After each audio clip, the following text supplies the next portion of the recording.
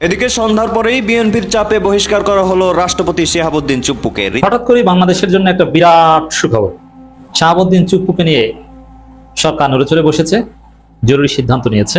আমাদের বর্তমান বাংলাদেশের যিনি রাষ্ট্রপতি আছেন, মাইনকার চিপায় আছেন, কি হতে পারে ডেপুটি স্পিকার জেলখানায়, তাহলে রেফারেন্সের মাধ্যমে প্রধান বিচারপতি এই দায়িত্ব পেতে পারে। দর্শক, এইমাত্র পদ থেকে বাধ্য করানো হলো রাষ্ট্রপতি মোহাম্মদ শিহাবুদ্দিন চুপ্পুকে। কে হতে যাচ্ছে পরবর্তী রাষ্ট্রপতি, এ বিষয়ে কি সিদ্ধান্ত নিয়েছে অন্তর্বর্তীকালীন সরকার, এই ভিডিওতে দেখতে পারবেন। শুধু রাষ্ট্রপতির পদ থেকেই নয়, তাকে আটক করা হতে পারে, তাকে জেলে পাঠানো হতে পারে। শেখ হাসিনার বিষয়ে আরো কিছু তথ্য পাওয়ার জন্য এই ভিডিওতে দেখতে পারবেন। এই বিষয়ে প্রতিবেদন রয়েছে, না টেনে পুরো ভিডিওটি দেখবেন, একটি লাইক করে আমার সাথেই থাকবেন। হঠাৎ করে বাংলাদেশের জন্য একটা বিরাট সুখবর, আমাদের আওয়ামী রাষ্ট্রপতি মুজিব সৈনিক শিহাবুদ্দিন চুপ্পুকে নিয়ে সরকার নড়েচড়ে বসেছে, জরুরি সিদ্ধান্ত নিয়েছে। এই সিদ্ধান্তের তাৎপর্য অনেক। সব কূটনৈতিক মিশন থেকে রাষ্ট্রপতির ছবি সরানোর নির্দেশ। এটার তাৎপর্য কি? সোজা সাপটা কথা, রাষ্ট্রপতিকে সরানো হচ্ছে। রাষ্ট্রপতিকে ছবি সরানো মানে রাষ্ট্রপতিকে সরানোর পূর্বের ধাপ। এর মানে তাকে রাখা হচ্ছে না, কাগজে কলমে হোক যেভাবে হোক, তিনি রাষ্ট্রপতি থাকলে তার ছবি কেন সরানো হবে? এখানে আরো একটা প্রশ্ন আসে যে তাকে সরানোর আগে তার ছবি সরানো কেন? এটা একটা মজার বিষয়। এখানে রিয়াকশন দেখা হচ্ছে যে কি হয়, তাকে সরানো হবে, একটু আলামত দিয়ে দেওয়া হলো, ইঙ্গিত দিয়ে দেওয়া হলো। এখন বিষয়টা কি হয়, মানুষ কিভাবে দেখে, বা এটার পক্ষে একটা জনমত তৈরি হোক। মানে সরকার রাষ্ট্রপতিকে সরালে এখানে বিএনপির আপত্তি আছে ডেফিনেটলি, কারণ চুপ্পু তো বিএনপিরও আব্বা। সাংবিধানিক সংকট তৈরি হবে এরকম কথাবার্তা আছে না? বিএনপি বলেছে, বিএনপিকেই তো চুপ্পুকে এতদিন ঠেকিয়ে রেখেছে। চুপ্পু তো গত ডিসেম্বরের আগেই বিদায় নেয়।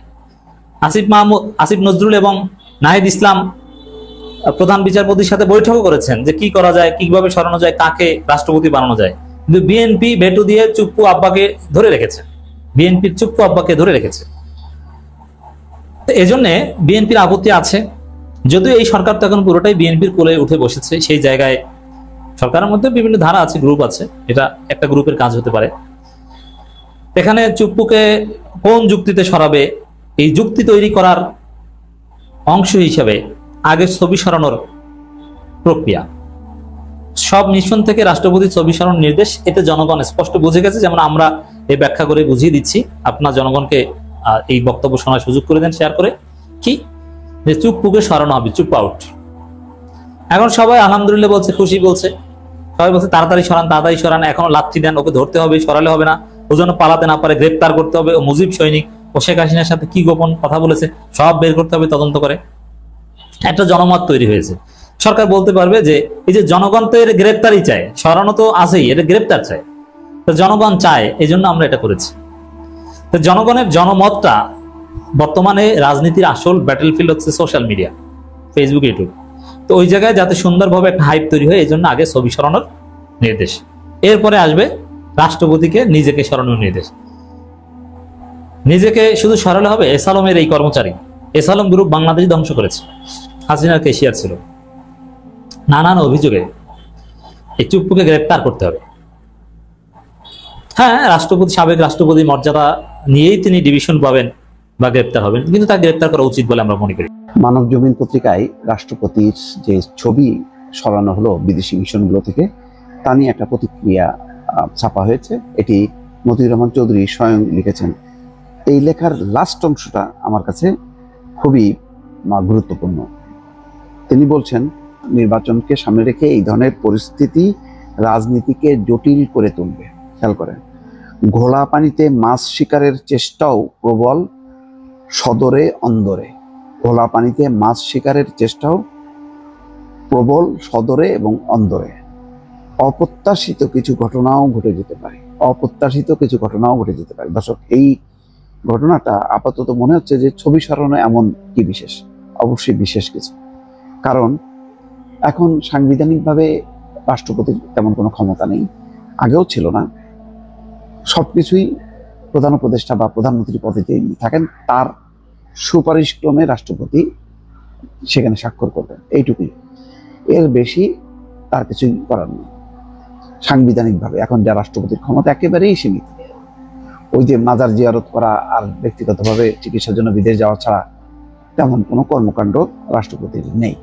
কিন্তু ইতিমধ্যে শুধু ছবি সরানোর না, গতকালকে মৌখিকভাবে পররাষ্ট্র মন্ত্রণালয় লিখিত কোনো অর্ডার দেওয়ার সাহস পায়নি, তারা মৌখিকভাবে সব মিশনগুলো থেকে বাসা বাড়ি যা আছে রাষ্ট্রপতির কোনো ছবি থাকতে পারবে না। এর আগের ঘটনা ছিল এই যে রাষ্ট্রপতি চিকিৎসার জন্য চেক আপে বাইরে যেতে চেয়েছিল, কিন্তু তাকে বলা হয়েছে আপাতত না যাওয়ার জন্য। বলা হয়েছে যে এই মুহূর্তে বিদেশে যাওয়ার পরিকল্পনা না করাই ভালো। প্রেসিডেন্ট বিদেশে গেলে এক সাংবিধানিক সংকটে পড়বে। কি হবে যদি তিনি না ফেরেন বা তিনি কোথাও রাজনৈতিক অ্যাসাইলাম চেয়ে বসেন, তাহলে তার বর্তমানে দায়িত্ব নেবেন স্পিকার। কিন্তু স্পিকার নিজেই পদত্যাগ করেছেন আর ডেপুটি স্পিকার রয়েছেন কারাগারে। ফলে বিশাল একটা সাংবিধানিক সংকট বা শূন্যতা, যেই কারণে কিন্তু বিএনপি চুপচাপ আছে। বিএনপির হলো যে নির্বাচনটা হয়ে গেলে এমনিতেই পার্লামেন্ট তখন প্রেসিডেন্ট নির্বাচন করবে, শাহাবুদ্দিন বাদ পড়বে। কিন্তু এখন প্রেসিডেন্টকে সরাতে চান না। তার বিপরীতে জুলাই আন্দোলনের একটা অংশ চায় যে শাহাবুদ্দিনকে অপসারিত করা হোক। এই জন্য বঙ্গভবন ঘেরাও সহ অনেক কর্মসূচি হয়েছে, কিন্তু বিএনপি সহ বেশ কিছু রাজনৈতিক দল এই ব্যাপারে অনড় ভূমিকা থাকাতে সেই আন্দোলন সফল হয়। এর মধ্যে কি হইতে পারে, ডেপুটি স্পিকার জেলখানায়, তাহলে রেফারেন্সের মাধ্যমে প্রধান বিচারপতি এই দায়িত্ব পেতে পারেন, কিন্তু সেটাও লম্বা প্রক্রিয়া। এসব কারণেই সম্ভবত প্রেসিডেন্ট শাহাবুদ্দিনকে বিদেশে যেতে দেওয়া হয়নি এবং ছবিও নামছে একই ধারাবাহিক।